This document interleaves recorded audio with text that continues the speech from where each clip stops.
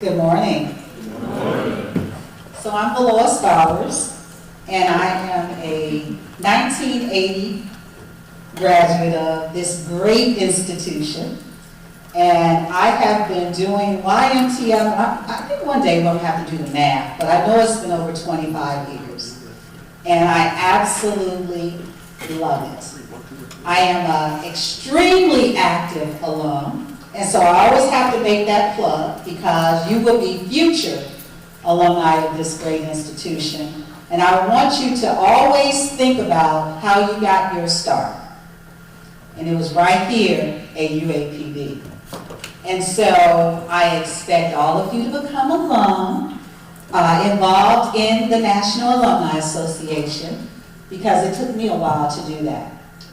And I'm excited about today's panel. I think Mrs. Cherry kind of alluded to it last night around having young alumni here to talk to you. So you don't have to listen to our old heads, as we say, all the time, because they have a lot to share and a lot to give. And I think what's important is for you to listen and be prepared for your questions that you want to present to this amazing panel. We're going to keep it engaging. They don't want to be talking heads as well. I was just chatting with them. They want you to be prepared to ask them questions, so get ready to do that. I'm going to do a brief introduction of each one of them, and then we're going to get started. Isaiah Bolden. Isaiah is an associate with Kearney Consulting Firm. His undergraduate degree is in, guess what? Industrial Technology Management and Applied Engineering. Welcome. Isaac Brown. Isaac is a special agent with the U.S. Department of Justice, and his major was criminal justice.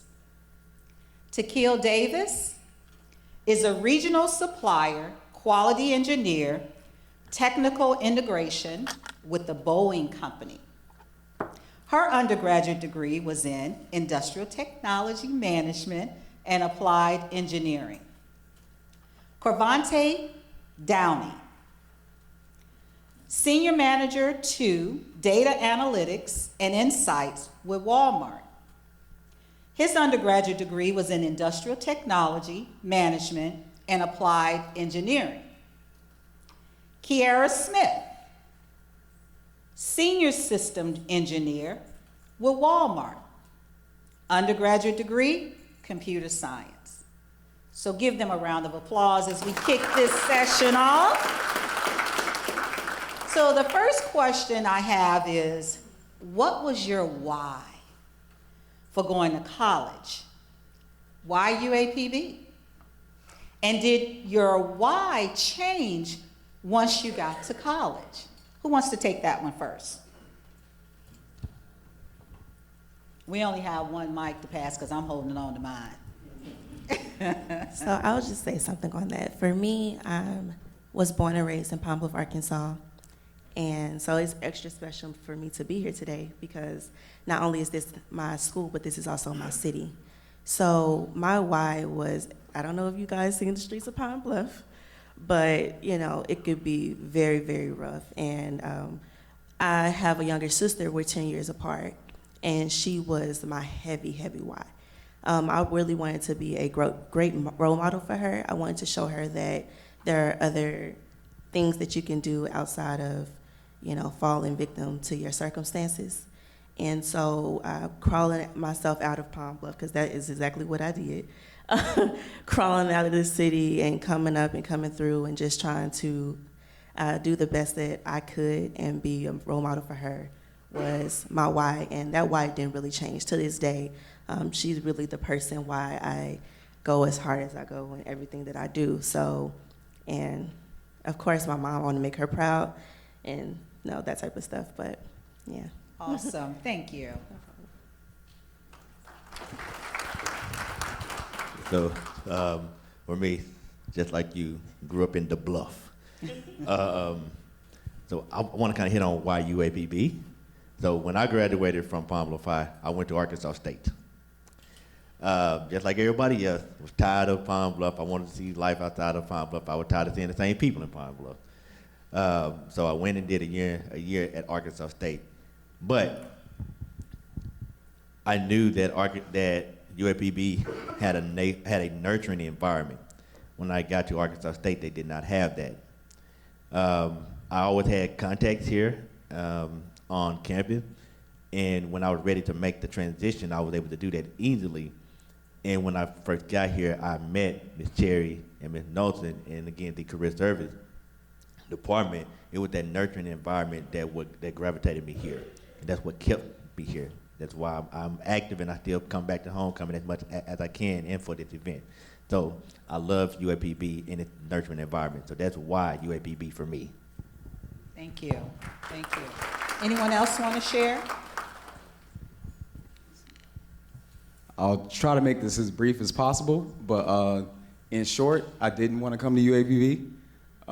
When I first graduated high school, it was 2011, and my goal was actually to I went to the University of Central Florida coming out of high school in Orlando, and basically I always say I was in school, but that was it.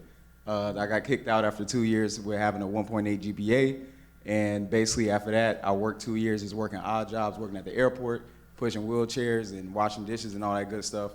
And it just came a day where I was like, you know what, like this isn't where I want my life to be and what I want to do. And lo and behold, I moved to Atlanta, and me and Doc was just talking about this.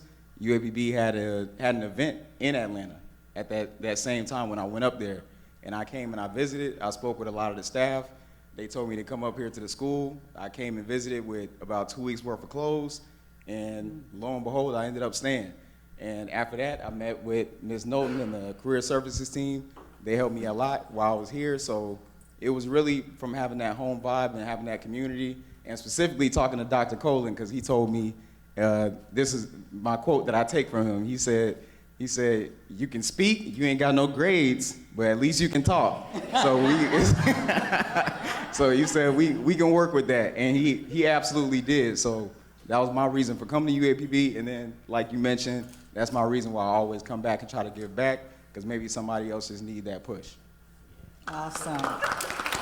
So as you can tell, there are different paths to this great institution that we all have. You know, this was my first choice. Did you know that, Mrs. Cherry? I was headed to Boston, of all places, to go to college, and chickened out. That's just it in a nutshell. Didn't want to stay home, so Pine Bluff. I could stay in the dorm and so forth. But we all have different paths, but we all would say it's one of the best decisions we ever made.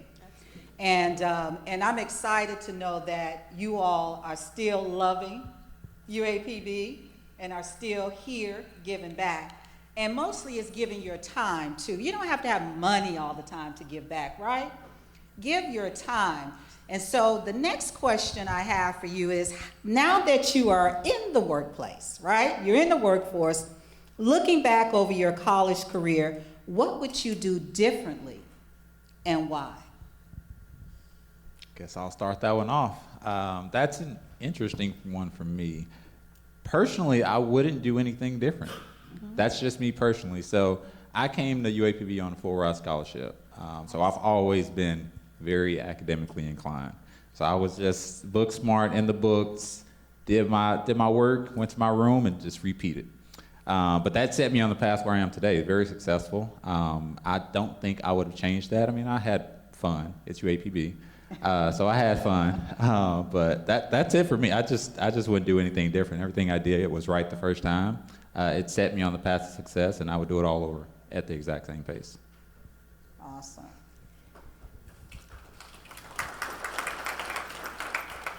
You know, I'm not much of a bragger like Carvante. I leave that to him. I'll just But one thing I would say is, first of all, I would take quality control seriously. I don't know who is IT majors in here, but if you're in Dr. Cole's class, I had no idea I was going to be, when I graduated, I was a manufacturing engineer, and I had no idea that I was going to end up in quality. And I ended up loving quality. And I just really wish I would have paid more attention, because I had to work that much harder to learn the things that he already tried to teach us. And But it, you know, it worked out for me. I ended up getting promoted and all that good stuff. Yes, Dr. Colley, I got promoted in quality engineering and all that good stuff. So that's one of the things. Like it's just really a lighthearted response. But that's one of the things I would take more seriously. When I was here, you know, I worked really hard. I think we all did. We worked really hard. And I can't say, other than taking QC more seriously, I can't really say there's anything else I would do differently. Sticking with your advisor, sticking with Dr. Colin, sticking with whoever is in your department, and constantly having those talks with them and having them always on your back, sticking with career services and always going there to get your internships and those co-ops. You do not want to graduate without a job. So please go to career services. You can have the highest GPA, but if you don't have that experience while you're here, so I would say that was one thing that we probably did well, even though that wasn't the question. But Yeah, before you answer, Kira, the question as well, I want to just really emphasize what you said around being focused and doing what you're supposed to do in class. Some of us are. I was like you. I went to class, you know, got a boyfriend, and he started going to class too, you know, that kind of thing. I'm glad he's not, your frat brother's not in here, but he talks about that. He said that because I was going to class and doing what I was supposed to do, he started doing those things too. But, you know, we want to make sure you understand what you're doing here is going to impact what you do next. And the habits that you create here, you created excellent and not so good habits, right? Will carry with you into the workplace. So thanks for both of you for sharing that experience, because I think it's really important for all of our students to understand about staying focused and doing what you have to do here, getting it over with, and then you can have your amazing career that we know that UAPB will prepare you for. But go ahead. Go ahead. Oh, it's me. I've been so quiet so long, I almost forgot the question. So, Thought y'all weren't gonna let me talk. I got something to say. No, it's about what would I have done differently. Once you go to work, once you leave college and get into the workforce, well, for me, like I should have continued and went to grad school. Like that's been something that I've been trying to push myself to go do. And if I would have done anything differently, like I would have probably start working toward that and taking that more seriously, because now I'm paying bills and now I got all these other things I'm juggling, and I'm just trying to find that drive and that push to go back and continue my education. So I say that to you, if you have aspirations to continue your education, like try to integrate that into your plan as you're going along, because the longer you go without doing it, for me, it just seems like it just becomes that much further away. And I probably could have had 3 graduate degrees right now as long as I've been thinking about it, but I just sometimes think I wish I would have continued it. But so that's what I would have done differently. great advice, great advice. Thank you, thank you. You know, you all mentioned career services. You know, several of you have contributed your success and staying focused and all that good stuff around your interaction with career services. What impact did career services have in your career development? When did you connect with career services? How many internships or cooperative education, did you have, and how did your internship co-op influence your career? You can take any of those, but talk about career services. So career service, I'm with Walmart because of career services. I would not have gotten to Walmart if it was not for career services. I had 2 internships when I was here on campus. I attended many conferences, one in Canada. I even went to Japan when I was here at campus. And the primary one where I got to Walmart was the Thurgood Marshall Conference. I interviewed for it here. This was back in 2010. Interviewed for it here. Got accepted to go to New York. They were having the Thurgood Marshall Conference in New York at the time. There I met representative from Walmart, and that following year, I had the job before I graduated from college. So I just needed to graduate. So career service got me to Walmart. Awesome. I'll say career services was literally everything for me, because when I came in, obviously I had a 1.8 GPA, and people aren't taking people with little GPAs like that. So when I first started, it was important for me to get my name out there, and immediately when I came into the school, I met with Miss Knowlton and kind of talked about a path. And I think that's the most important thing, is being able to discuss a journey, because if you don't know what's at the end of it, how can you get yourself to there, if that makes sense? So for me, I knew I wanted to do something special, is what I called it, when I left here. But with my GPA, there were opportunities that were closed off to me, but that didn't mean there wasn't any opportunities. So being able to speak with Ms. Knowlton and let her know, like, you know, this is where I'm at. And I started off, my first internship was at Strong Manufacturing, where basically I spent most of my days testing materials, which meant there was a lot of dust on the floor. So I spent most of my days sweeping up on the floor. But you better believe when I put it on my resume, I was a quality control engineer. So it's like, those things actually helped me out through my career. And speaking on the number of internships, I did a number of 6 internships when I was here, including the summer before doing an internship with Kearney before I graduated. And a lot of my situation was specifically because I kind of had to, but at the end of the day, those internships are what made me professionally successful, because you can't get any experience like on-the-job experience.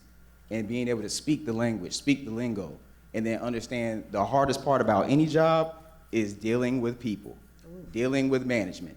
If you don't know how to deal with that, that's gonna be stressful going forward.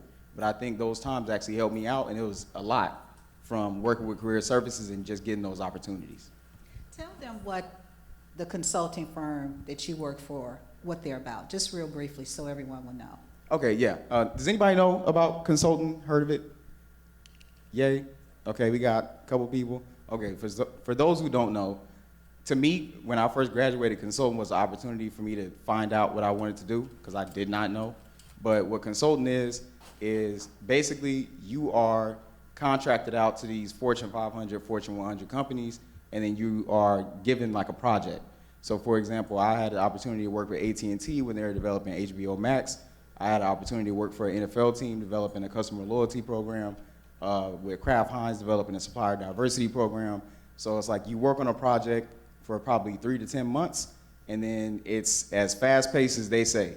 It's a lot of that work hard, play hard lifestyle, a lot of traveling. Well, before COVID, it's a lot of traveling where you go to the client site, and basically you are there as like a third party to kind of do their work. So any company you've heard of, chances are there's consultants in there. So if you heard of McKinsey, Deloitte, things of that nature, Kearney's the same exact way, just a smaller firm, but we do it at the same scale. Does that make sense? Yeah, feel free to ask me questions. I know it's confusing, but if you ask any consultant what a day-to-day is like, they'll always tell you one answer. It depends, because no day is the same, but I'm happy to expand if anybody wants to learn more. Thank you. Thank you. I want to just speak briefly on the original question. So I did 3 internships and 2 co-ops when I was here. The role that career services played for me is significant, because Ms. Knowlton really taught me how to be professional. My mouth was just off the charts. And she really helped me to become professional, polished, just teaching us how to dress. When I first got to Northrop Grumman, before I got to Boeing, it was so important for me to apply all the things that Ms. Knowlton taught me with how to dress, because I would look around at some of the other, we're not supposed to compare ourselves, but I would look around and see things, and I'm like, my goodness, I'm glad Ms. Cherry and Ms. Knowlton not here, baby, because they would be snatched up.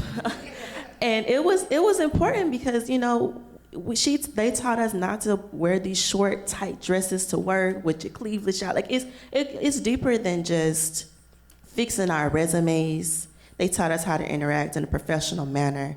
Dr. Colin always keeping us at NSBE. Career Services always keeping us at TMCF.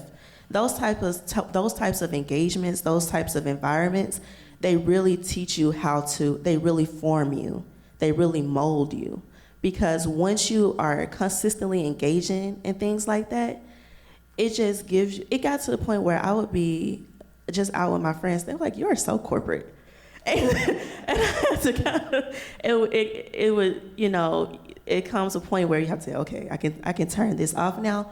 But they really just teach you how to engage in professional environments and be prepared for the working world, and teach you how to implement self-awareness, mind your attitude, you know, mind your environment, and just read the room. So that's why it was important for me. Those internships were so important for me because those are learning experiences. You can mess up an internship.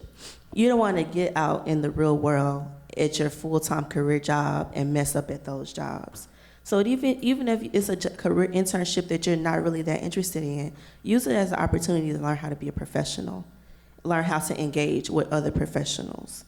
And so that's what career services did for me. So yesterday's student, today what? Professional. Thank you. Thank you for that. Okay, so let's talk about the workplace a little bit. Let's get you to answer some questions as it relates to how you're navigating, how you're doing within the workplace. What were some things that you did not know that were a surprise to you when you entered the workforce? He said, take it away. Sure will. Something that was a surprise to me was, like, I was so adamant about leaving Arkansas when I graduated. Like, I was telling my parents and everybody, like, I got this job offer, I'm leaving, you know, I'm making $45,000, I'm out. You know, and I just thought I was just big kicking it, man. I thought I was out, I'm going to Atlanta. And then I quickly realized, like, man, the bills came quicker than I got there.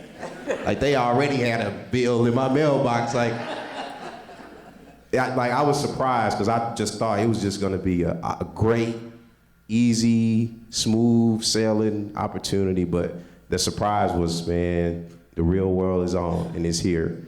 But I fully embraced it. It's not that, I didn't say that to scare you.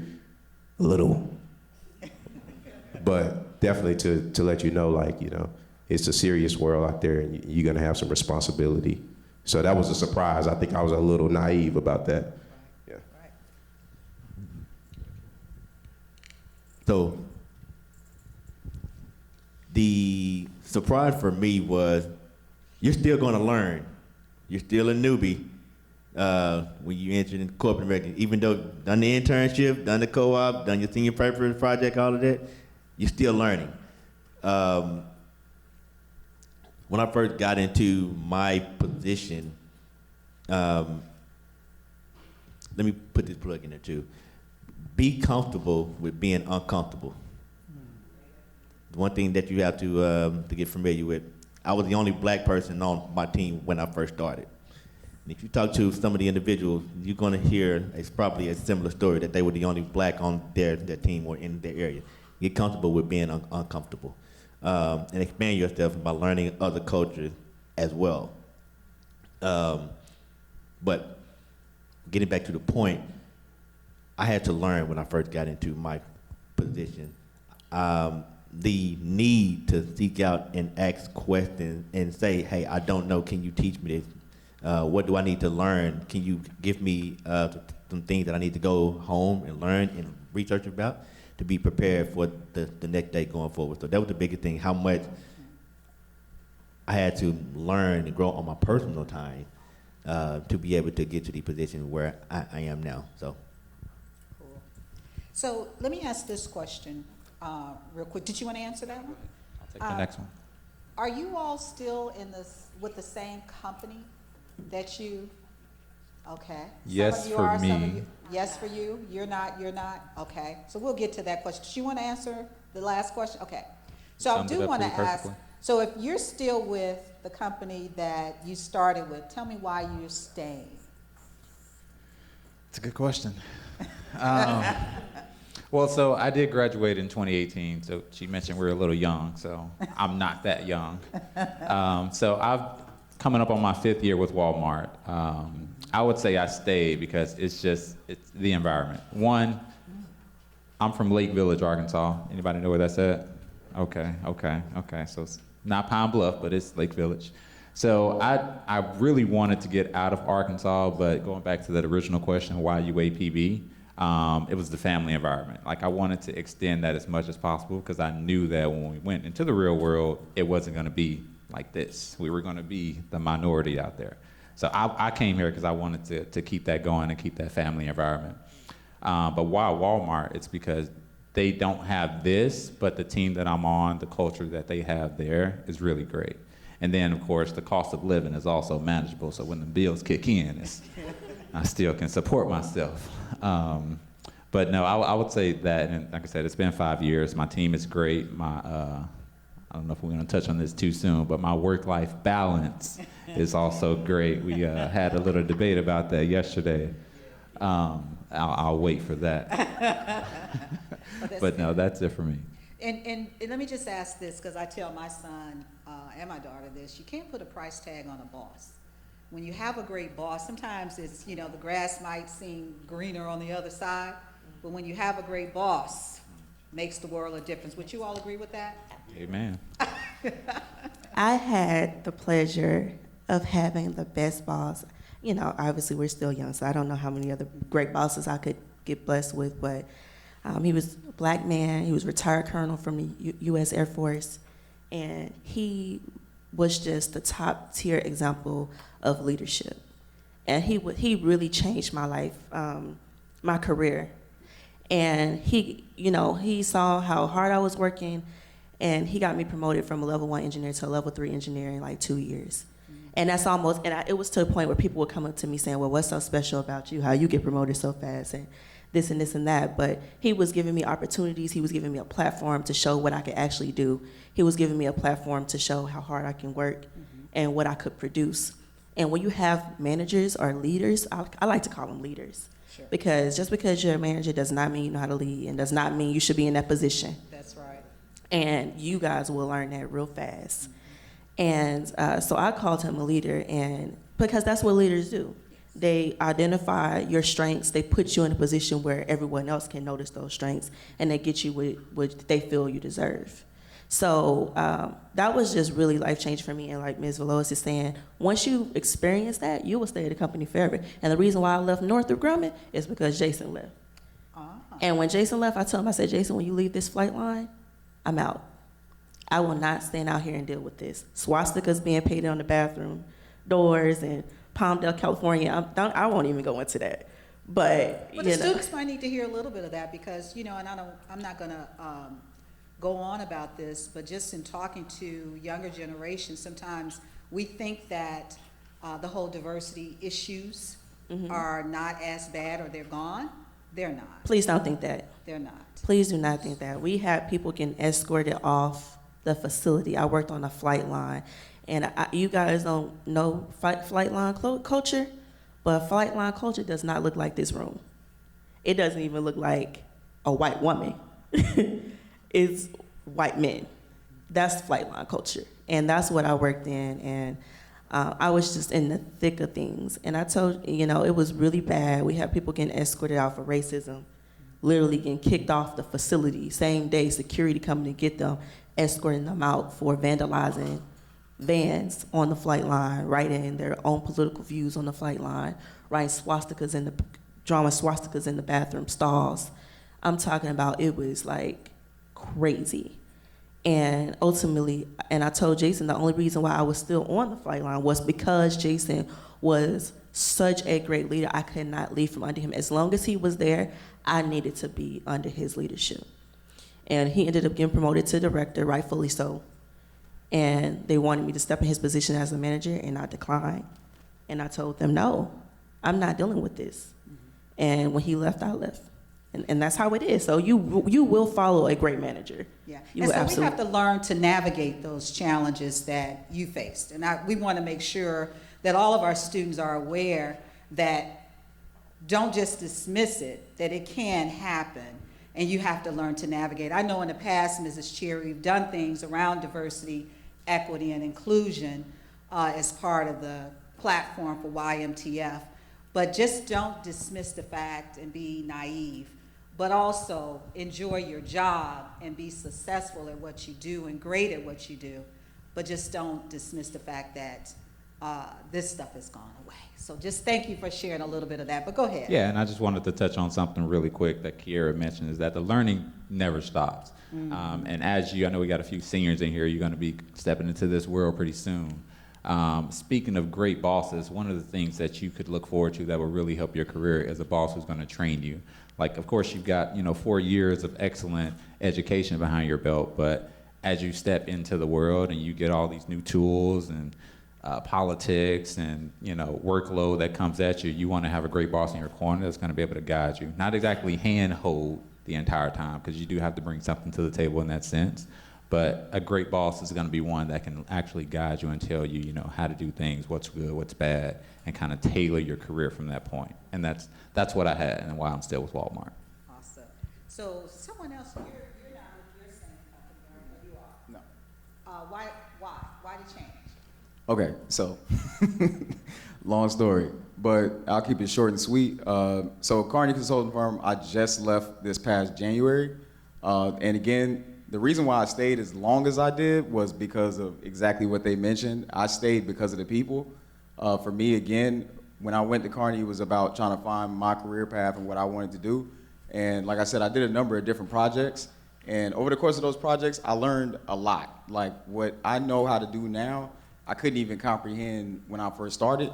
And then ultimately, it allowed me to have the skills necessary, kind of what Ms. Dixon was talking about yesterday, to go do whatever I wanted to do, which sometimes having too many options mean no options.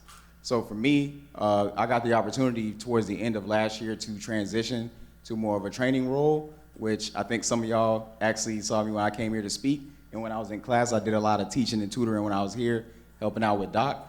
And ultimately, that's what I want to do. I want to be able to be in the front of the room. I like learning and development, kind of like what they were talking about. I like growing and helping other people grow. So for me, within the firm, we had some positions that were available, but they weren't positions that I specifically wanted.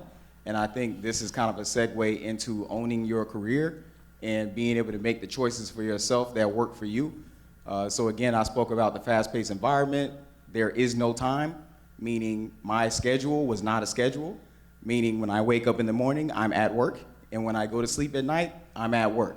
So those things, they worked for a while, but it wasn't sustainable for my future. And then, like I said, I wanted to transition into more of a learning and development role, so that's what I'm doing now. Currently interviewing, doing a lot of that, so this week is probably like one of those foundational periods where you'll see where I'm going to next, but I'll save that for the actual announcement. But I wanted to say I didn't leave for any bad reasons. Like I said, the firm was extremely helpful. I learned and grew a lot while I was there, but it was more about me owning my own career and going towards what I wanted to do. Awesome, thank you. So tell us why the two of you have stayed, real quick, I know you've been with Walmart for quite a while now. Walmart for 10 years. The people.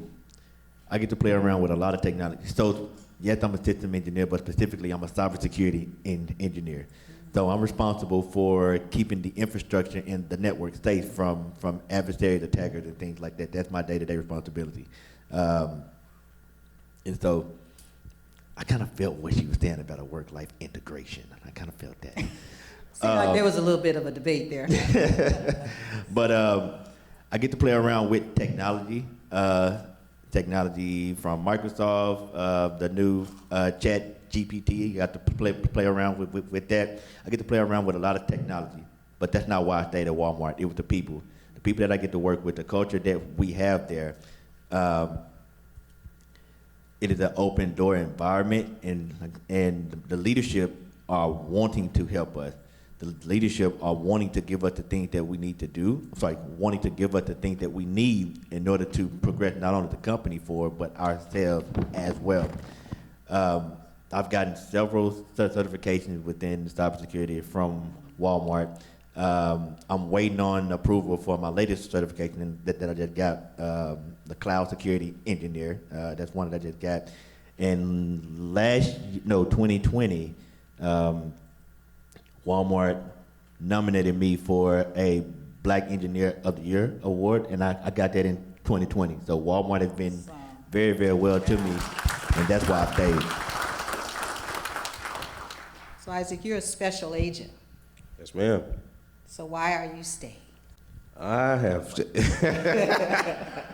Y'all didn't hear that. He said, because I'm top flight security. That's cool, though. It's my guy. Me and Kiera, we go way back to junior high school. Oh, wow. In the band, Jack Roby, junior high band. So this is my guy from way back. And so it's beautiful to see as we've grown through our youth and moved away, you still can never take for granted that love and friendship that you have for people that, I know that's not the question, but I'm just thinking about it because we go way back. So that's gonna always be my friend. Give him a round. Yeah, that's awesome.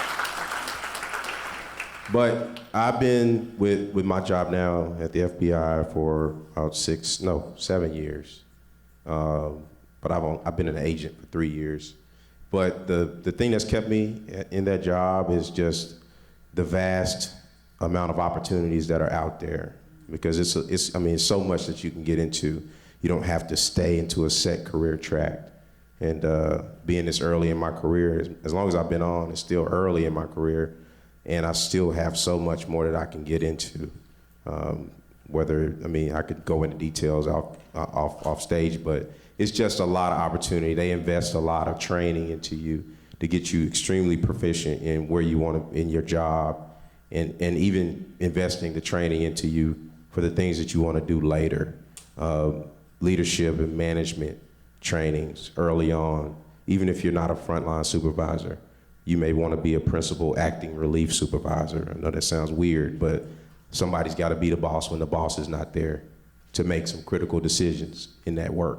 So they give you all that type of training. So I appreciate all those types of things. That's what's kept me in my job. I love that. I think you've heard the panels talk about advancing their education, certifications, and so forth, and they pay for it. Yep.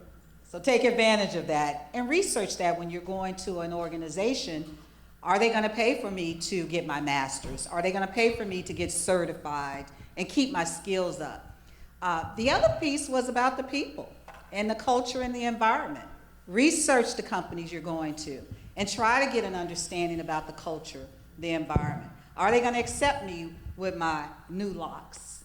Are they going to accept, look at you here and your hair and so forth. And a lot of us who are come here being ourselves, our natural selves, you need to research that. But I just want to thank you all. I have one last question, and that is, what advice would you give? What advice would you give the students as you think about your early career and coming from UAPB? And then you all think about what questions you have for them. My advice is really practical. Everybody want to be successful, right? Anybody in here not want to be successful, not want to be a boss? Okay, good. One of the good things about our generation is that we're mobile. Everything's on social media. Everybody has a phone in their pocket. One of the most powerful things you can do as a professional is be available. And what I mean by that is, since we're so mobile, I'm sure we're always getting an email, a text, something work related, and it's always going to be in your pocket. So going back to that work-life balance / integration thing, at a certain point you can mix it too. Like my work phone is also my personal phone. But I know there's some fear about that, but Walmart has there's a line. They don't look at my Facebook and my Twitter and my TikTok. My social media, my privacy is still my privacy. But when I get an email, that goes straight to my device. And so it doesn't take but a second for me to respond, quickly get back to someone that needed something from me. And that, in turn, your availability is going to turn into your reliability. And what I mean by that is, as you try to get more success in your careers, people are going to start coming to you more often because they know that you're the go-getter, you're the person that gets stuff done, and you're very, very reliable. So use the power of our generation of being available, if that makes sense. Love it. Absolutely. I would just like to say that as you guys begin to prepare for graduation and go out to the working world, it's okay to not have all the answers. My advice would be, it is okay to not have all the answers, and it's even okay to if you're about to graduate and you're still not sure if the role you're about to go into is actually what you want to do. Just don't give up. Keep working, keep finding your thing, keep finding your groove. And when you put your time in, and you put your investments in, that thing will find you. Just keep pressing forward. Don't give up. Don't lose hope. Don't feel like you're not good enough, because you're going to be in rooms sometimes where you're going to question your capabilities, going to question your abilities. You're going to have, I don't believe in imposter syndrome. I think it was something that was forced upon us. That's a term that was forced upon us. I don't believe in that. But I do believe that there are times where you're going to question your confidence is going to waver. Your confidence is absolutely 100% going to waver. You're going to just be like, well, am I really good enough to be here? Am I really deserving of this? So just don't give up. And that's like the top thing that the top advice I can give. Stay on Miss Cherry good side. No, so one of my mentors has a quote that he always say to us, and I'm going to give it to you guys. You must be present in order to be presence. I'm saying it again. You must be present in order to be presence. The other thing that I would tell you is advise you that you're not going to learn everything in the classroom. That's only a certain amount of time. Whatever your major is, whatever it is that you are studying, you're going to have to take some time on your personal time to learn and find out more about it and research it more. So that's the advice that I would give you. You must be present in order to be present.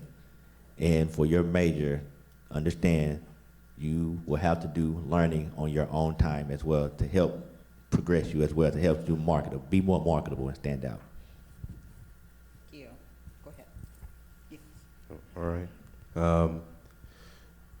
I think what I would say the most is like these 2 days, like you're here networking, meeting consultants, understanding like our career path and the track that we follow to get to where we are. You're gonna get business cards, you're gonna maybe send some emails out, you're probably gonna get some job opportunities and some internships, but don't take for granted the network that y'all have amongst each other as students too, because a lot of my friends that I sat right here in school with, like they're just as great in my network as the people who were already established in their careers. So your friends that you're gonna cleave to throughout your careers, that even if y'all didn't hang out that much in college, but y'all have some similar interests, or y'all end up in the same city for whatever reason down the road, I mean, those connections are invaluable. I mean, they're priceless. And here's the thing about connections is, your buddy's connections, some weird way, like his connections or her connections, they become your connections. So those job opportunities, they might come across a great opportunity that they might not necessarily be interested in, but they know that that's your dream job, or that's something that you're extremely passionate about, and they can plug you into those opportunities. So don't take that stuff for granted. Get to know each other and get to know some of the students that's doing great things right here on this campus, because they can make a difference in your future as well. Great advice, please. Oh, you were the last one, I think. Oh, go ahead. Oh. Yeah. I have a lot on this topic, but I'm gonna try to keep it as concise as I possibly can. Number one, I think Corvante hit on it earlier where he was talking about his journey. Consistency is key. Like when you think about anybody who has success, it's all about consistency. But what people get wrong is they believe consistency means they always have to be on. And to me, it's about what do you average? Can you average a high level of effort? So when I was in school, for example, the beginning of a semester, always keeping it together, getting my A's on my tests and doing my homework and things of that nature. What did that do for me? It allowed me to have room towards the end of the semester to chill out. So it's like, that's how you really maintain that balance, is can you average a high level of effort? It don't mean you gotta be great every day, but it means you should average great. Does that make sense? All right, second, your values. Hold on to your values. And what I mean by that is when you go out into the world, you're gonna be around a lot of different people, and when we talk about these work environments and these different cultures, you're gonna be introduced to things that you may not necessarily know nothing about, and it's gonna seem flashy. For example, we go to these corporate dinners and these fancy places and go to these hotels and travel into these different cities and all that good stuff. And then it can become to where it's like, now I wanna be that. I wanna keep up with the Joneses, and you spending money when you should be saving money. right? So at the end of the day, it's like keep your values, and that also goes back to what they were talking about with your friends. I keep my friends. I check in on them all the time. One thing that I do is real simple. Once a month, I just scroll down my contact list and call people. And all you got to do is check in. And you never know how that's going to help you out in your future. But I always say stay focused and keep the main thing the main thing. And I think that's what you were talking about earlier with graduate school. If you just keep going day by day, when you get into work, your life is going to kind of be consumed by it. That's going to be your focus. And then you can forget about what does Isaiah want. When I decided that I wanted to leave was about a year ago. When I actually did it was recently, because I kept getting caught up in the company's mission and I forgot about Isaiah's mission. Keep those things in front of you. Tell other people that's very close to you so they can keep you accountable on those things. But remember, like, it's about that focus. And then the last thing I'll say to tie it all, believe in yourself. I can't stress that enough. Interviews are made for you to feel like you stupid. Understand that. So when you go in the interview and you leave and you feel like, did I do well on that? I don't know if I did good. If you did what you were supposed to do beforehand, you prepared, you did your research on the company, you prepared and you know the STAR method, do your behavior, all that good stuff. Your job is to do what? Just show up, show out. Simple as that. If you control what you control, I don't care what anybody else do. I don't even look at it. As long as Isaiah shows up at his best, I don't have to worry about nobody else. Does that make sense? If you got a crazy dream, don't let nobody tell you you can't do it. Just know it's gonna be hard to get there and you do the work. I'll stop there. Awesome. Give them a round of applause, please. Awesome, awesome. Ms. Chair, we might be on to something. We can just sit down. We don't have to get on panels anymore. We're just gonna pick from you all when you graduate, and we're gonna bring these awesome, amazing young alum to talk to our students. So we're getting ready to have questions. I'm gonna kick it off with Kevin Blakely. You have a question for our awesome panel. Yes, ma'am. Isaiah mentioned something that we really rarely touch on, and I think sometimes we all look at it as taboo. You said something about saving. We never talk about money. What have you all done, or do you plan to do about retirement now? I'll start.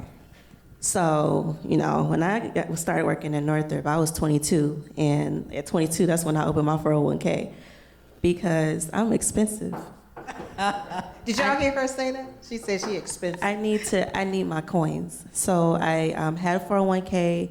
I looked in, these companies, they offer stock options for their own stock. And you can get those at a discounted rate than the general public. So looking to get stocks into your companies. I have stocks in Robinhood, have a savings account. I was just telling my team that I closed down my Bank of America checking account or savings account and transferred that money into my Robinhood account because right now they're offering 4.15% yield on savings. And you can't find that in a lot of places.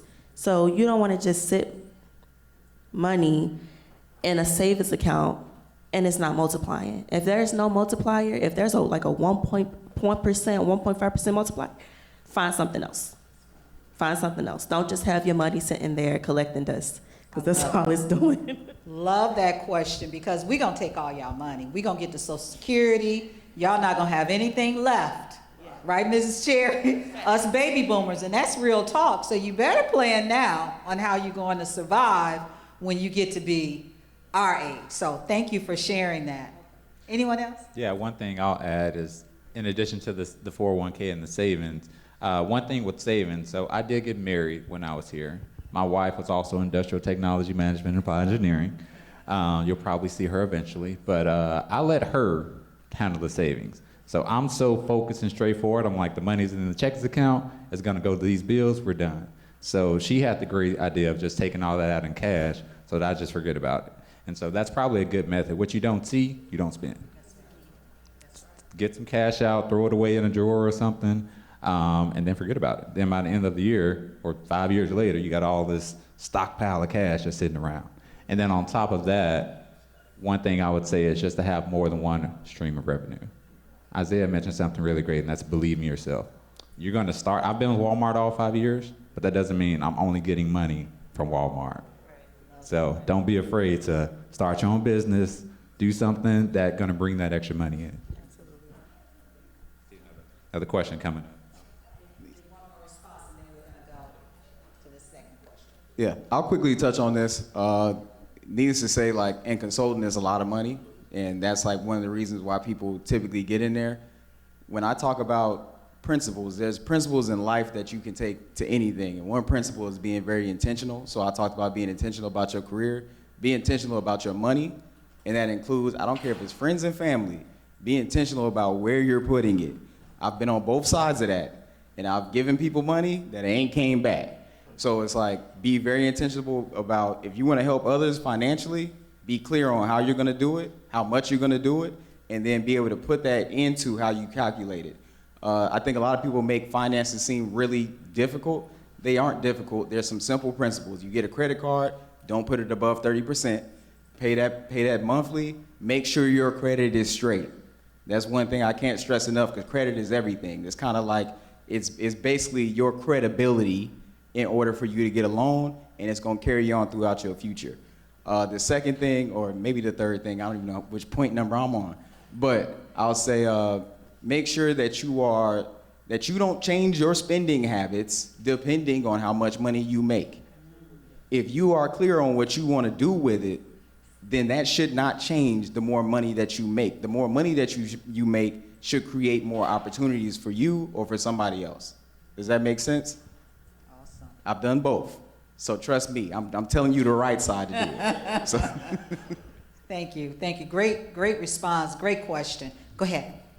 Good morning, my name is Taylor Washington. I am a biology pre-med major, and I have a question for all five of you. So you all mentioned the jobs and Mrs. Knowlton being a bridge for you to get to the next level.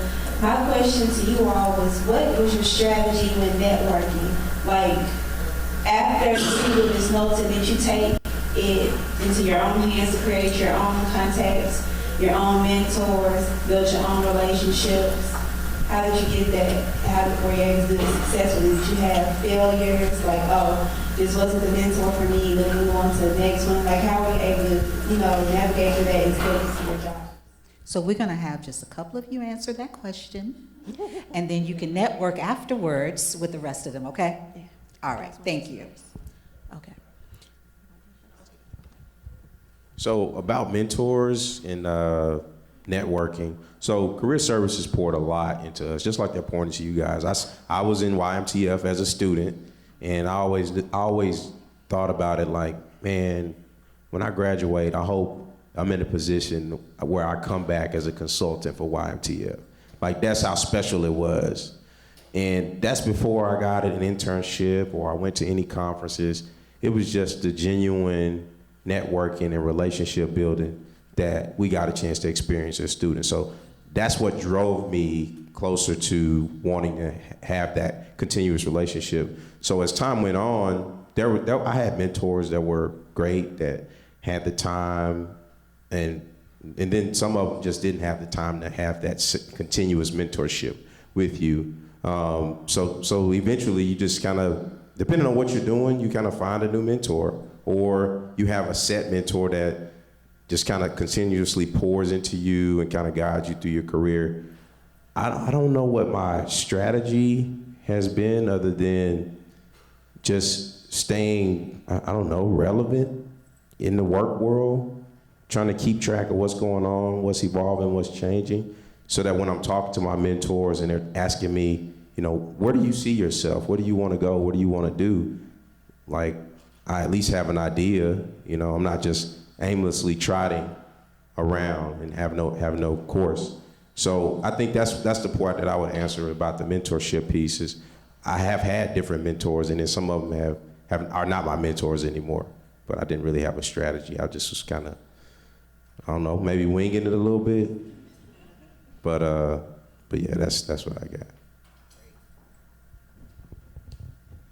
So yeah, absolutely. You can lead a horse to water, but you can't make them drink, right? So Ms. Knowlton can give us all the tools, and they could set us in the room of the conferences, but they can't hold our hands and make us go to people and talk to them. So, you know, I believe like my strategy was just staying calm, because it's nerve-wracking. When you're at these conferences, you're in SBA, Thurgood Marshall College Fund, it's nerve-wracking. So stay calm, stay collected, kind of try to identify people who you feel align with your values, and that was kind of my strategy. Even when I graduated and went off into the workforce, trying to find people who kind of align with not only my values. So for me, you know, I'm really religious. Well, I'm not gonna say really religious, but you know, I believe in God and stuff. So it was really important for me to have people who believed in what I believed in too, and so like so it was important for me that they had church homes, I had church homes.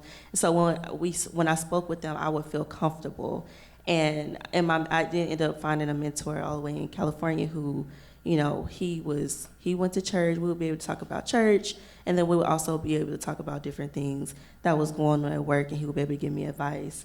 You know, he was already a director. I knew I wanted to be a director, so you have to be strategic in that sense. Like, if they're not along the path that you want to walk down, then I don't really see why you would ask them to be your mentor. You know, you don't want to waste your time, you don't want to waste theirs, so you want to make sure you have some things in common. So, yeah. Great. Mentorship. I think someone mentioned that last night, whether it was a speaker or someone talked about getting mentors and how important that is to help you navigate that transition from career services. You tap into the National Alumni Association and so forth as you think about how you're going to navigate to get to the workplace and be sustainable. I'll be super quick. All right, now be I super got you. quick. So one thing, I changed the wording because I feel like wording makes it work-like. When you think about networking, I think about it as just building relationships. Just like if I were to talk to you on the street, I'd do the same thing, whether it's in a professional setting or a setting like this. And if you change it to, most people, like when they network, they think about, hey, what do you do for work? And then asking questions like that. I change it to ask questions I'm actually interested in the answer. So like, what do you like to do? How do you live your life and things like that? And just really get to know the person. That's way more important, because I've gotten way more opportunities from people that I've just spoken to, because it takes it from being transactional, where I'm not looking to get something from somebody. They're more willing to help me out. When people reach out to me on LinkedIn about jobs and they say, hey, I'm applying for this role, can you give me an interview? No, I don't know you. So it's like, if you reach out to me and you have a genuine conversation, I'm more likely to meet with you and more likely to give you an opportunity than you even having to ask. So that's my strategy. Awesome. Thank you. Yes, we have a question. Hello, my name is Makaya Goodlow. I am a graduating senior majoring in chemistry, and I'm from Honolulu. I've been in UAPB, so I'm used to being in the room with people who look like me. But with my next steps, I know that's not going to be the case, and I just want some tips for like adjusting to that. Stand your ground. There are gonna be so many people who try to, I'll give you my experience. I've been in rooms before with all the confidence in the world, and knowing in my mind and in my soul that I know exactly what I'm talking about, but there is gonna always be someone in the room who wants to deflate that.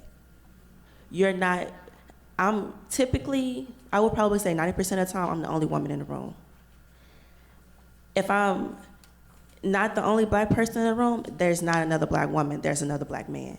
Or there's a black man somewhere. But 90% of the time, I'm the only woman and the only person of color in the room. So I would say stand your ground. Don't let anyone try to convince you that you don't know what you're talking about. Always be teachable. Always look at things as a learning opportunity, but never let people deflate your confidence. Know who you are and stand on that. Know your values, stand on that. Do your research, know what you're talking about before you go to meetings, before you do presentations. Research, check twice, check 3 times. Because do not go in there embarrassing us, and don't go in there looking crazy, because that's what they want you to do. So stand 10 toes down and always know that you are who you are and you know what you're talking about. Do the work, be consistent, like they've been saying, and just remember that you're not obligated to carry your culture on your back, but you're doing that regardless, because that's just the position that we've been placed in. So always understand that the fight is just not about you, it's deeper than you. So when you go in that room, know that you're fighting for a bigger purpose. Don't open your mouth if you don't know what you're talking about. If you don't know the answer to the question, don't answer it. Tell them, I'll go back and get the answer, and I'll bring that information to you. Don't look crazy, because we only get one chance to mess up. Love it. Love it. Thank you. Awesome. Got another question at this table? Go right ahead. Hello, my name is Kiana Bailey, and I'm a graduating senior studying business management. My question is actually directed specifically to Ms. Davis. So you talked earlier about your transition from the previous job to the job that you have now. How did you navigate such a challenging moment in your life where you had to transition from a challenging place to where you are now? I'm gonna be honest. I didn't really even look at it as challenging. I was just like, y'all got me messed up. I'm out. Because at that point I had my little experience. Like I said, confidence. I was confident. I was at a happy hour for a little networking happy hour for Northrop, and I went home. I said, you know what? I'm applying for a new job. And I was in the bed on Indeed, scrolling, applying for the job. I think it was a Friday. Monday morning, I was stepping out of my office to answer a call from Boeing. And by 2 days later, they gave me a job offer. I rejected it because it wasn't enough. And they circled back a month later and made me another offer that was what I wanted, what I needed. And so I wouldn't even say it was challenging. Sometimes you just gotta know when enough is enough. Don't stress yourself out about it, because they're not stressing themselves out about you. So don't stress yourself out about it. Just know when it's time to make that move. Listen to yourself, listen to the voice within, and say, you know what, I'm not dealing with this anymore. When you can go a step further, we can deal with just a little bit more. But once you get to your breaking point, leave. I don't sacrifice my peace for people. All right. So, Great answer. All right, we have a question here.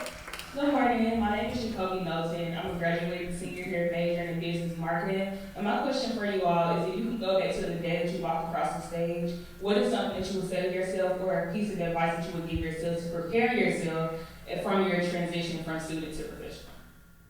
All right. Who wants to take that one? Try to take a stab at it anyway. So for me, being comfortable with being in uncomfortable situations. Again, kind of piggyback of what she was saying. Most of the time, you're going to be the only one in your room. In understanding what the imposter syndrome is. So she mentioned it earlier. How many people know what the imposter syndrome is or heard of it? Okay. So the imposter syndrome is, as you mentioned earlier, where you start to doubt yourself. Am I qualified? Am I smart enough to hold this position? The one advice that I would give to myself is understanding that that's going to come a number of times. I just dealt with that back in the November, December time, where I still deal with it. But having that confidence, having that lion pride, and standing on that is what allowed me to continue to get over that. Even though I may have this feeling, I know my area, I know my material. I can go into a room and speak confidently.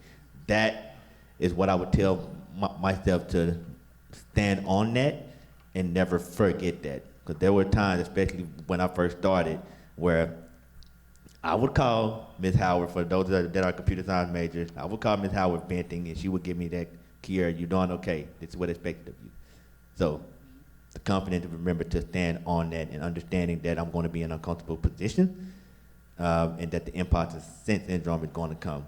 But the way to get past that is by being confident and knowing your material.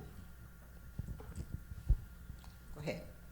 If I were to go back 4 or 5 years ago, as I'm walking across the stage, my advice would be keep going. Just keep going. And it's just constant motivation. Like, you're already hitting a major accomplishment and milestone. especially if you're a first generation college student. Like you're already hitting that milestone and that goalpost, but you're not done. You are not done at all. So keep going, keep believing in yourself, and keep raising your success level. Great advice. We're going to take another question and we'll got several out there, I believe. Go ahead. Good morning, I'm Alicia. I am a junior majoring in international business. And my question is, as time goes on, the professional world is evolving. So when it comes to personal and professional life, what is negotiable and what's non-negotiable? Like, what are the things that, you'll be willing to negotiate about, but there's those certain things that just are non-negotiable, like you will not change? Family relationships. Did you say family and relationships? Family relationships. So, like I said, I'm married. My wife tells me what is negotiable and not negotiable. So when it's, if it was her birthday yesterday, I would not be here. Sorry. But no, it's making, because you're going to work, you're getting money, and I'll be brief. You're living a life outside of work. Like you're not just going 8 to 5, being a robot day in, day out. You're trying to have a life for yourself. So when it comes to negotiable, there's off button. You have to turn your phones off, you have to turn your laptops off, you have to unplug from work and remember to have time for yourself or your family or that significant other that you have. Because I have seen some people who've been with 30, 40, 50 years with the company, and they've been through 8 or 9 divorces. The kids are all over the place, and it's because they just think work is all there is. It's not the case. You gotta have time for yourself and for your people. For me, my no is you cannot call me when I'm in a bed. Some companies, they want 24-hour access to you. They really, really do. Once I leave work, you have about I would say a 1 hour to 2 hour little leeway time where you can call me. After that, you can't call me. I'm not answering the phone for you. Because you have to set that boundary.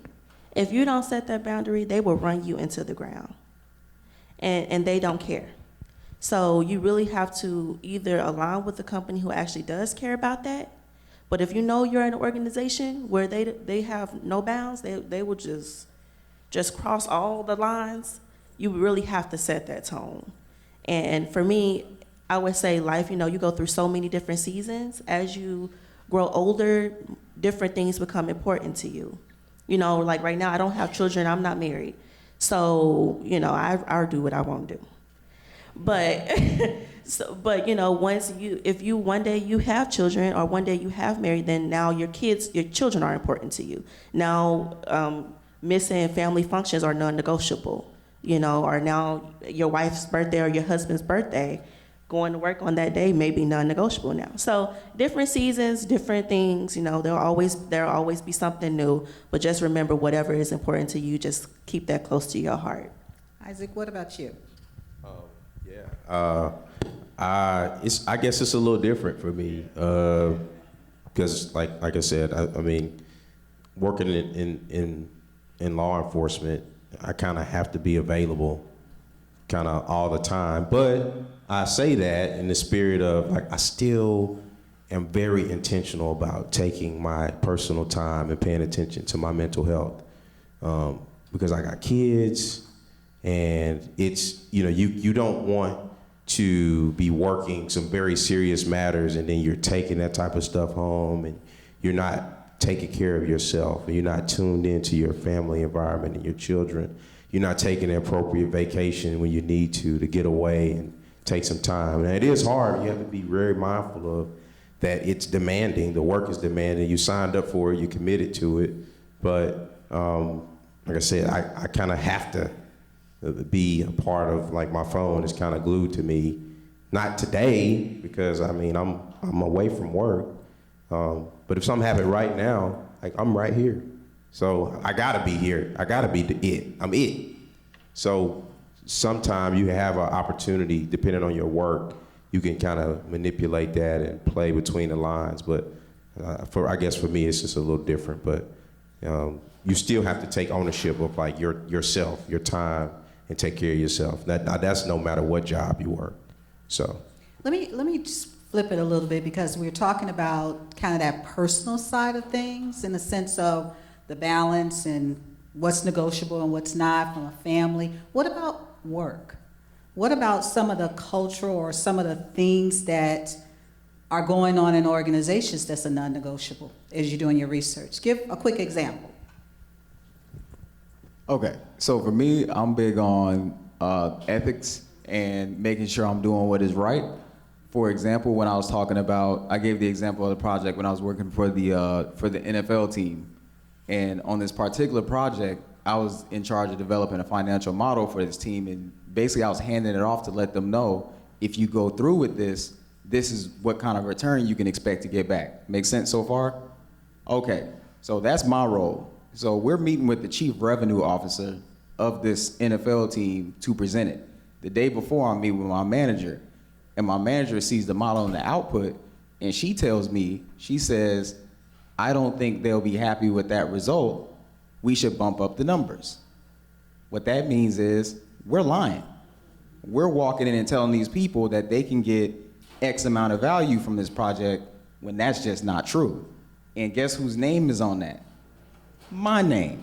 So if I was gonna walk into that room with the chief revenue officer, guess what he gonna ask me? How do I know that's gonna be true? And I don't have an answer for that. So what I did, I had to put my foot down, because at that point, you put my name in a bad place in these high environments, which, like Kelley mentioned, we don't have that many times to make that mistake. And we're talking multi-million-dollar mistake that I didn't even make. So that's when I talk about drawing the line, and you gotta have a presence about yourself. And this actually allows me to talk about something else I wanted to speak on, which I don't care if they're a CEO, I don't care if they're a celebrity, I don't care who they are, everybody is just a person. At the end of the day, I have nobody to impress. The only difference between me and somebody in a higher position, they've been there longer, they have more time on their side.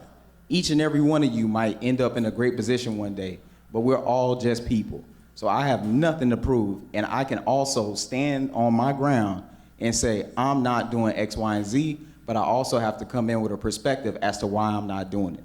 So it's not enough to just say I'm not. It's always important for you to have a place to say why you're not doing it, and also being able to have support and other people who are part of your team that you can speak to about it.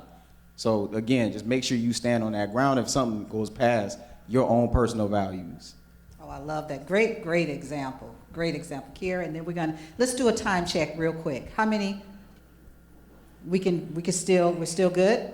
Yeah, it's 10:05. Okay, great. I was just going to say one. So Go ahead. I tried my best to diversify the internship pipeline. So making sure that pipeline consists of not only top schools within the country, but also the HBCU schools as well. That's something that I try to do. I am actively involved in our internship program, specifically within InfoSec. So that's one thing that I am very, very active about. We needing to diversify and get those student exposure from HBCU to some of the projects that you mentioned that some of these top companies are working on. So That's diversifying the internship pipeline. So that's a kind of a non-negotiable for you, that to ensure that there is that diversity as they're making those decisions to bring in interns. That's great. That's great. Go ahead. Good morning. My name is Jordan Lowe, majoring in finance. My question is for Mr. Brown and Mr. Smith.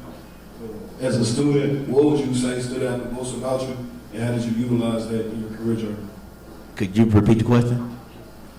As a student, what would you say stood out the most about you, and how did you utilize that skill in your career journey? So, I'm a tech person. I like getting into the technical weeds, but what stood out for me, I have a stuttering problem. I was very, very afraid, not afraid, but me speaking, I had to grow into that. So if you talk to a lot of people that like math and science, I'm a nerd, I'm a proud nerd, I got my nerd card. They're introverts. They really don't like talking and they don't like speaking. The way that I stood out, I was into the tech stuff, but I didn't mind speaking. I didn't mind grabbing the microphone. I didn't mind talking in front of people in leadership. So that was the way that I was able to bridge those two together, again, to make myself more marketable. So For me, a lot of it started right here at UAPB, being involved in different organizations, just improving my relationship building skills, being able to leverage networks and relationships with people, and that just carried over into the professional world for me. Like I'm not a shy person at all. I can talk to anybody. I can talk to that wall right there with just me. Now I'm not crazy, y'all. That was an example. But just those skills of just being able to be approachable and being somebody that people willing to talk to, and being able to volunteer and take a chance, step out there, get out of your comfort zone. Like, those are the things that I did when I was in college. You know, being involved in different organizations, being in a fraternity, taking initiatives, doing community service, like those types of things. I still do that stuff in my work now, in other jobs that I've held. So those are the things I think help me. Great question. Yes. Hello. Hello, my name is Kelley. I'm a junior here, majoring in criminal justice. My question to the whole panel: how do you strut the line about being an outstanding worker without being too outstanding? Ooh. Okay, we're only gonna take a couple folks on that one, because that's a great question. That's actually one of my problems I'm having right now, is that I'm just too outstanding.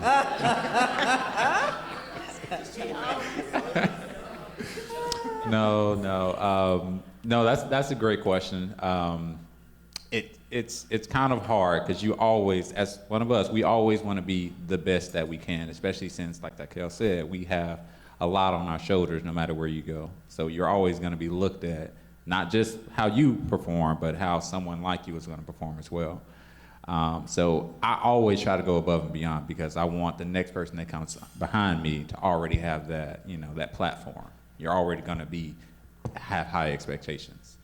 But it goes with, as you become too outstanding, you also have to know your worth and your value. So you don't want to go unrecognized. And if that happens, you want to make sure you have the conversation with your leaders or your managers, and make sure that they see that you're outperforming. And if they can't match that, then you follow Takel and get on Indeed the next day and get you a new job. But yeah, I'll hit on it quickly. Anybody heard of the 80-20 rule? Pareto? You heard of it? Okay, so for anybody that don't know, the 80-20 rule says, and it works pretty across the board, 20% of the input give you 80% of the output. What that means is, in work, you can find places where it's like, if you know what the expectation is, you can actually do great with doing less than what you thought you actually had to do. Does that make sense? There is a subset. If you understand the expectation of what you're given on a job, most people go into the job and they just get what they get day in and day out, and they wait until they're told what they need to be doing. I go in and I specifically say what needs to be done, getting the outline of what that expectation is. How many of y'all actually go into a classroom and look at what you have to do to get an A? Right. Same exact idea. So what I'm speaking about, to tie back into your question, is when I was working extremely hard, people were just giving me stuff, and I was working way more than what I actually had to do to still be considered great. And it was killing me. I was basically driving myself into the ground. When I actually understood what the expectation was and being clear with my team and my members about what those expectations are, I was still able to deliver at a high clip while also still having my life. So it's like, you can be outstanding and then not try to go and be lazy and disappear. You can just be clear on what the expectation is, meeting that, and then if you have extra time, then you go overboard, and you will still be fantastic. Does that make sense? All right. All right, next question. Yes. Hello, I'm Kenneth Peterson. I'm an English education major. And my question is, I'm gonna say it's for Ms. Davis, because she be using this word. So, when it comes to me, I just believe God too, and I believe that my gift will make room for itself. But I also don't believe I have to stay in any job. Like my mom was saying, you can get some endurance and stop leaving jobs here. I just don't believe I have to put up with certain stuff. So I know it's the weird world, but how okay, I'm not gonna put up with this, then again, you know, like, say for instance, somebody talking to you crazy, and like, oh, ignore it, you gotta deal with that, people, the world is cruel. I just don't feel like I gotta deal with it. Okay. There's a balance. But go So there is a balance. So I would say you're gonna always run into someone who doesn't have great communication skills. I'll put it to you like this. You're at a company, you're performing at a high rate, you're on a trajectory to be promoted and a really good raise, really good bonus and all that good stuff. And this is a position you've been fighting so hard to get to. And everything up until this particular day is going great. And then one day, someone sees all the hard work you've been putting in, and they come to you in your face, with a lot of rah-rah. They come into you talking, trying to disrespect you. Are you going to throw away all that hard work you put in just because one person is coming trying to antagonize you and trying to prove to other people that you aren't who they think you are? No. You're definitely not going to throw all of that hard work away, all the overtime you've put in, all the extra details you've put into that presentation, and you presented it, you killed it, you knocked it out the park, and you've convinced everybody that you are the woman for this next step. You're gonna let one person come to you and mess up all of that? Oh, well, okay. No, the answer is no. The answer is no. The answer is no. There's no other answer. There's no other answer. The answer is no. I get what you're saying. That was to the point. So when you're just starting off, you don't have leverage. You don't have leverage. So some stuff you have to deal with until you get leverage. When I left Northrop, I knew I was gonna get another job. And I knew it wasn't gonna take me long. And it didn't. It took me a couple of days. So, but you have to know that. Like, you have to look at your resume. When you look at your resume, does your resume tell you that you can get another job and it can be of a great pay? Because it's not just about getting a job. We have careers out here. And beyond career, like I said, I'm expensive. So I'm not just taking any salary unless I just need to. It has to get really, really bad. So, you have to kind of think about those types of things. If you haven't put your time in and you haven't made those connections and you don't have any projects to speak on, you don't have good, solid experience, then you may just need to walk away, Be humble. Be humble. You as a beginner into your career, you do not have the leverage. If someone is talking rah-rah to you, I'm not saying to just accept it, but I am saying okay, I'm going to remember that. I'm not going to act on it. I'm still going to still do what I need to do. Be humble. You do not have leverage. What you don't want to do goes back to, we talk about branding. You are still a reflection of your family. You are still a reflection of UAPB. And you are the pathway to potentially that company coming back to UAPB to hire. So be mindful of that. Be humble. But one more thing I'm going to say, and I'm always an advocate of this, I believe in taking up for myself. You can ask Dr. Colin. You can ask Dr. Colin. You can ask Ms. Knowlton. You can ask Corvette. I believe in taking up for myself. Now, I'm not going to take too much disrespect. I'm going to just be honest. But there is a way where you can walk away from situations. You can say, look, I'm not going to do this as a professional setting. I don't have the capacity to take this on right now. Go get your manager. I'll get my manager, and we can have a meeting. You don't have to get in a shouting match with them. Don't do what I used to do, because I used to tell them off on site. Don't do that. Go say, I'm going to go get my manager. You get your manager. We can go discuss this, because at the end of the day, you're not a kid anymore. You're an adult, and you have to learn how to work with the people that you engage with on a daily basis. You don't want to be extremely confrontational. I'm not scared of confrontation, but in a corporate setting, you have to understand that this is not the time nor the place. You're not in the streets of Palm Bluff. You're not in high school. You're not at Palmwolf High, Jack Roby, where they used to set it off. You're not there anymore. So you have to understand that there's a proper way to address all situations in a professional manner. You don't have to let people just do anything, but address it properly. I think you said the right word around a professional way, because I think it is about your choices and your decisions on how you show up. But I also believe that there are people there that will try to dim your light, and they do it intentionally, and that could be some of the things you're talking about. So the advice that you all are giving in reference to is, that's why it's so critical to have mentors in and out of the workplace to bounce stuff off of, but how you handle those situations, because you can't control people's behavior. No, you just can't. You can only But control how? yourself. That's right. You can only own your own.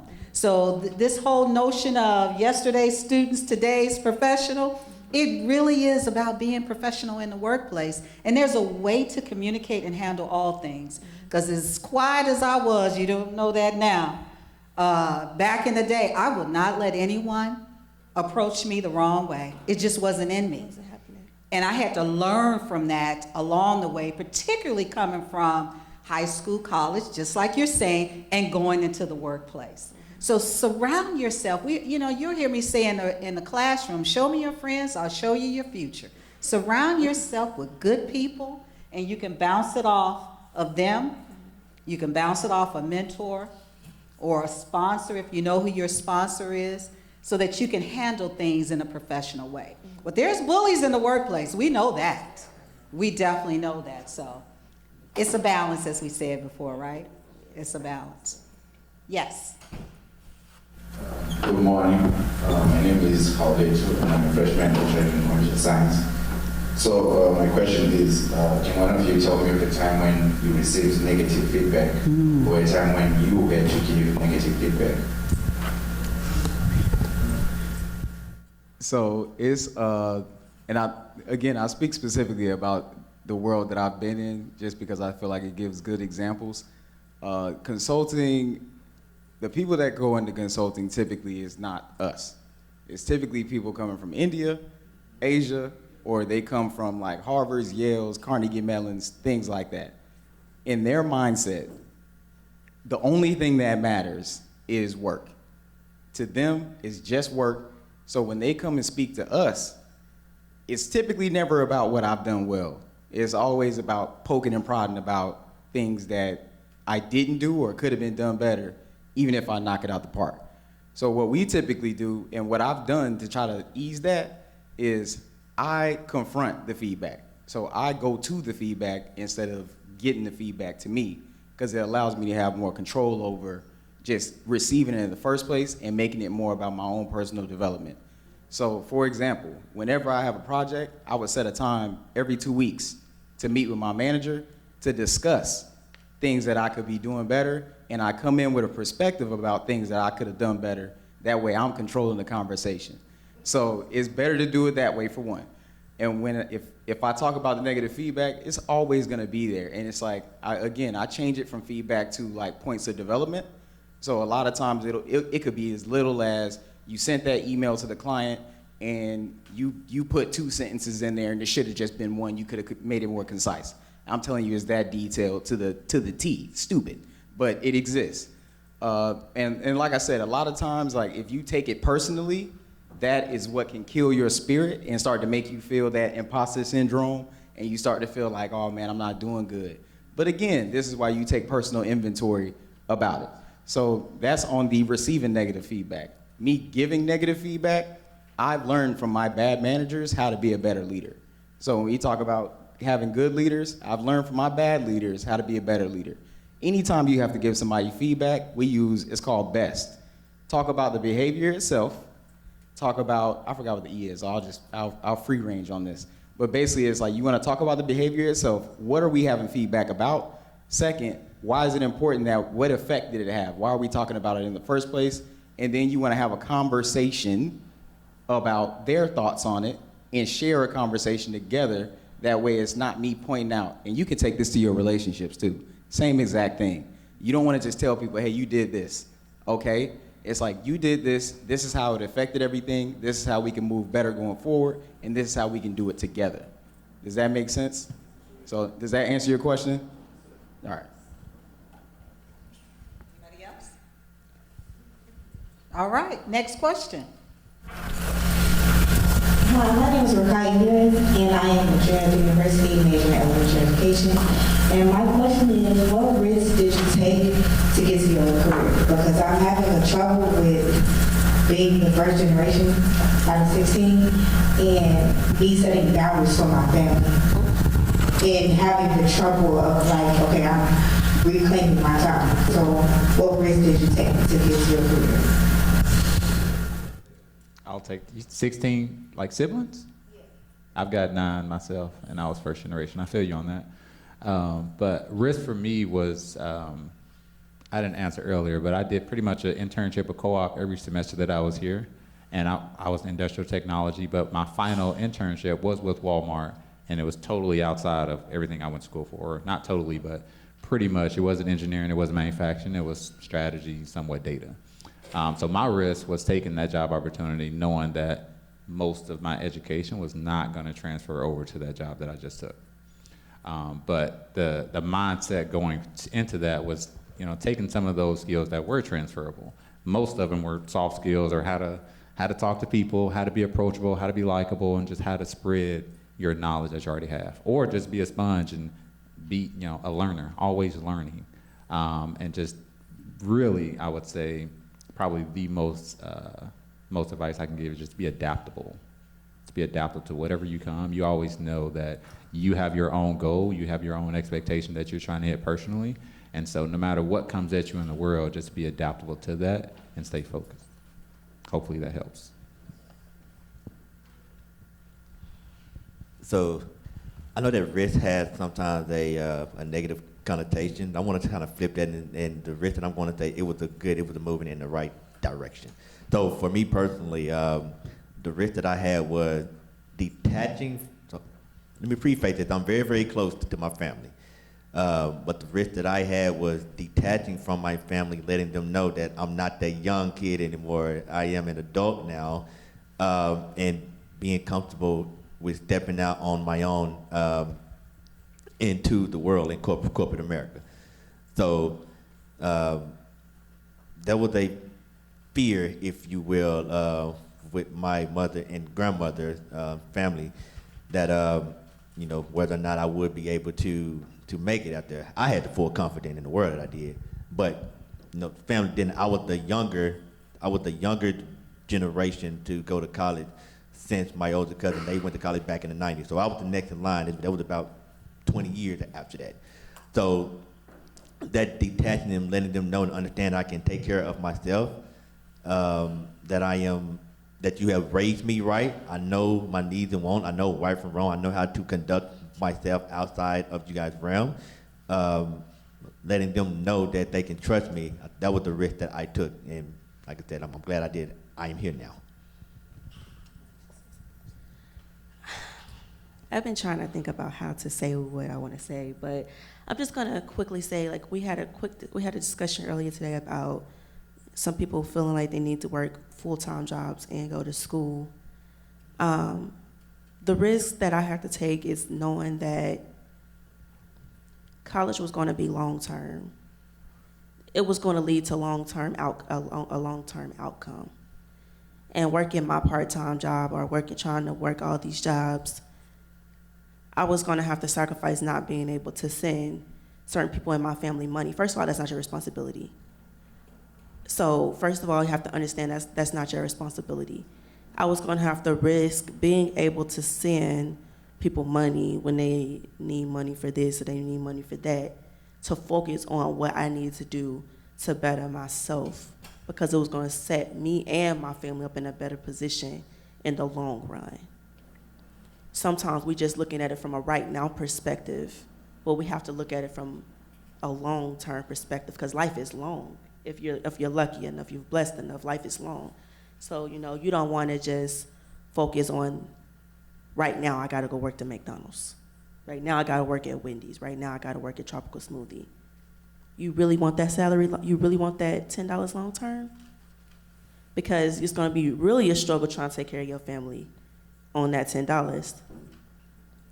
or you can just go to school, finish, get your career, step into your career, and then that's gonna look a lot better than what it is right now. So just staying focused, taking that risk, and pressing forward. Let me give a little tip on the money thing. I'm the youngest of 7, and my siblings, some of them had great careers, but then you get to the 30 nieces and nephews and all that good stuff too. But, and good friends. When people borrow money from me, I make them sign a promissory note, and I charge them interest. I found it off of If I gotta wire it to them, they pay that fee. We got Cash App and all that, so you know how long ago that was, right? But I'm serious about that. If I'm taking my money out the bank, then I'm losing money on it, right? And when I sign, I tell them I'll take you to court. Nieces, nephews, uncles, it don't matter. It does not matter. You wanna save your house, I need to send you $1,000, I want my money back. And so, I mean, I'm serious, and I think we should take that, and I learned that from someone at a panel. She spoke at a panel, yes. And she talked about charging interest. And so I started doing that, and I made a little money. So, just a little tip. Go ahead, next question. Come on, Sarah. Hi, my name is Maya Williams. I'm a graduating senior here, majoring in industrial technology, management, and applied engineering. I know you all mentioned earlier that for people like us, we only get one chance to mess up. So my question for you all is, how do you manage the pressure of continuing your success with that job? Take it day by day. I'm gonna go next. Go ahead. I would say you're gonna make mistakes when you go to the workplace. Just try not to let it be some type of egregious mistake or error where your integrity is brought into question, or you make a huge ethical blunder where you're lying or being dishonest or taking something that doesn't belong to you. And I'm not saying that just to be saying it. Like, I've seen people make those types of mistakes, and those are the harder ones to come back from. But if it's just things that you're just having to learn because it's just gonna take you time to get to those points of just getting that experience so you can get more comfortable with doing the work and getting the training, like, it's just gonna take you some time, and you're gonna drop the ball a few times, but it's okay. And maybe that's not gonna be the job that you're gonna have for the rest of your life. Some of us, we have changed jobs, and some of us may change jobs again because we're on a career track, we're on a career path. It's not just a job. You may be in places for a small amount of time. You might be in that job for a long amount of time in that agency, but you may go on to do different tasks and hold different roles. But just understand and embrace the mistakes that you're gonna make and count them as, man, these just lessons. These just things that I gotta learn to grow, and that it's not the end of the world, I'm gonna be all right in the end. So try to have that positive attitude about it, because I've made some mistakes, I've dropped the ball. I'll tell you an example. When I was working for a company, it was my first job working for a company that didn't go on, the company didn't do well, but I thought I was doing well. And I was, 22, graduated college. I was a manager, and I'm young, I got a college degree, and I wasn't necessarily cocky, but I was entrusted with responsibility where I'm going through doing compliance checks and audits, and I'm this young dude showing up at this job site trying to hold people accountable. And they be like, man, who the heck do you think you are, And that ain't really what they said, but you can tell that was the attitude. So the mistake for me was, man, I thought I was good at working with people, but man, I got some learning to do, because corporate put me in this position to come down here and tell these people what to do, but they're not the ones who are having to deal with the relationship and the management and the blowback of when people come to work and they like, oh, here go this young dude again back here in the stock room talking about safety violations. No, that's for real. So that's like an example of like understanding, you make those mistakes and you realize like, man, I gotta work with these folks. How can I better improve and have safety team meetings to make it fun and cool for everybody?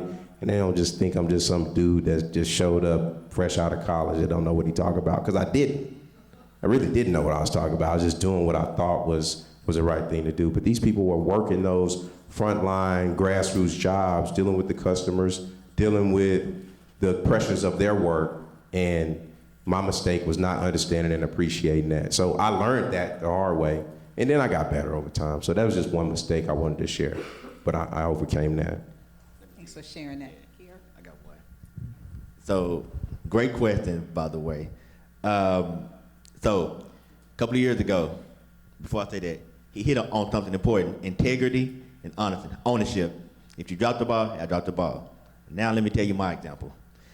Walmart has an external portal where any suppliers that we do business with, if they wanted to check in their numbers and metrics on how their product in the store is doing, they have a portal that they get into in order to get those data points. A couple of years ago, I took down that entire infrastructure for a couple hours unknowingly, and I was the tech lead on the chain.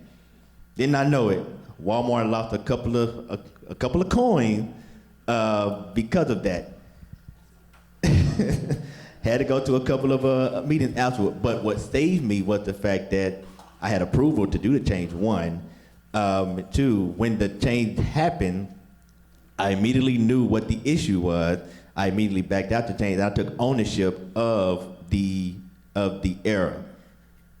And that fostered the relationship that I have right now with some of my directors and managers, that they trust me that if I say that, hey, we do or don't need to do something, they trust me to but they trust that I am giving them correct guidance. That goes all the way up to my CISO, that if I make a recommendation on something, they would trust what it is that I'm saying.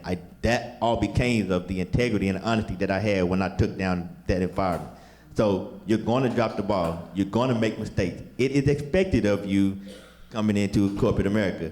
But what makes the difference is when those mistakes do happen, take ownership of it, and learn from it and know how to move forward with it such that it doesn't happen again. So you're going to make mistakes. It's going to happen. The difference is take ownership of it and move forward. Learn from it and move forward. So that was my example. Awesome. We got one last question. Yeah, one last question. Hello, my name is Stephen Tillman. This question is really for everyone.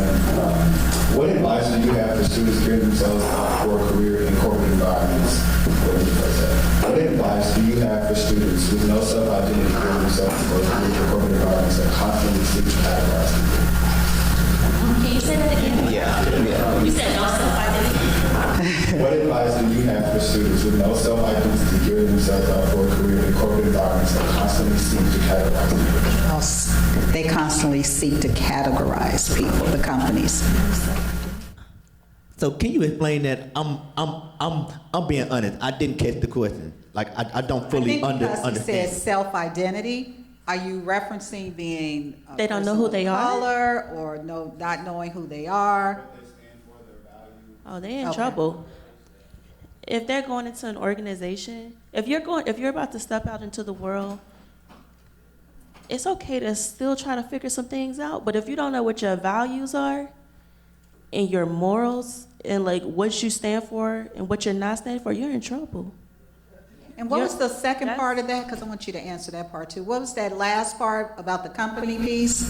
I just said that, because the companies are going to try to categorize you. Gotcha. Obviously, they know who you are, so how do they categorize you when you don't know who you are? And what you're saying, Tequila, is that you need to know in order to, okay.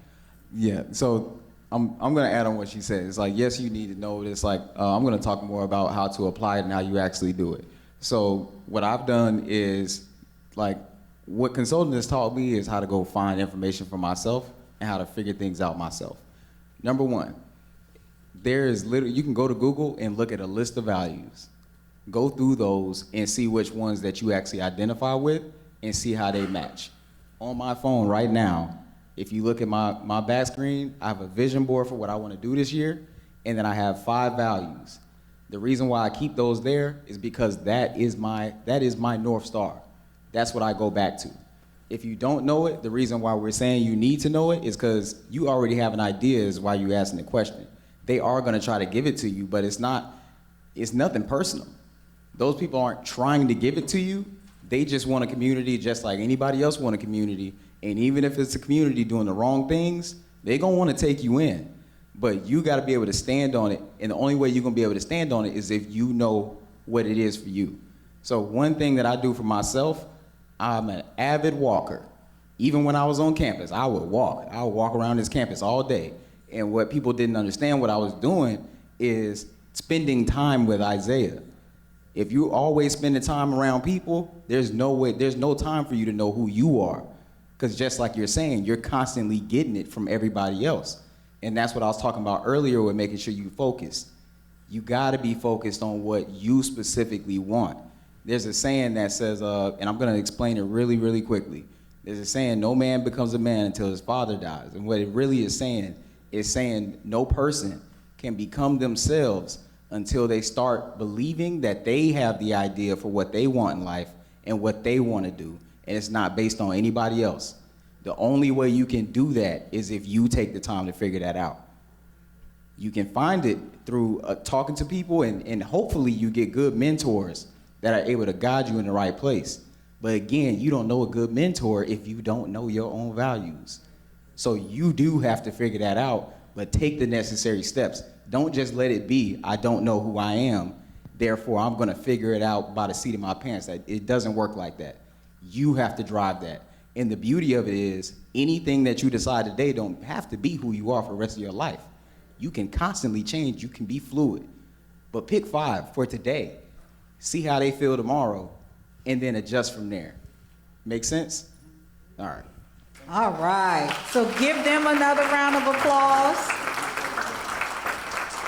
And I want you to give yourselves a round of applause because you were awesome in asking unbelievable questions that made them think a bit. So thank you, panel, Mrs. Cherry and the staff. Thank you for the opportunity to facilitate.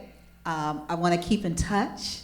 I think you all are great resources along the way. And I think they also shared, be sure to take advantage of these couple of days and be sure to talk to a number of consultants that are here, because it is about building relationships and networking, because you can't put a price tag on that as well.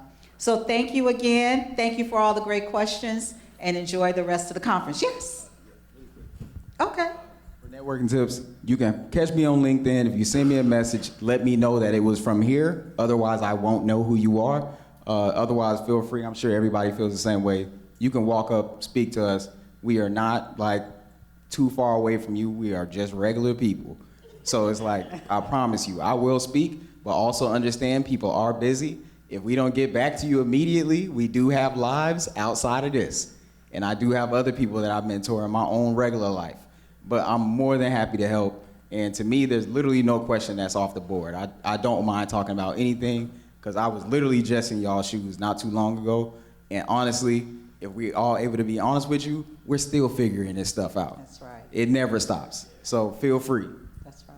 I'm open for mentorship if anyone needs it. All right, cool. You all heard that. Thanks again.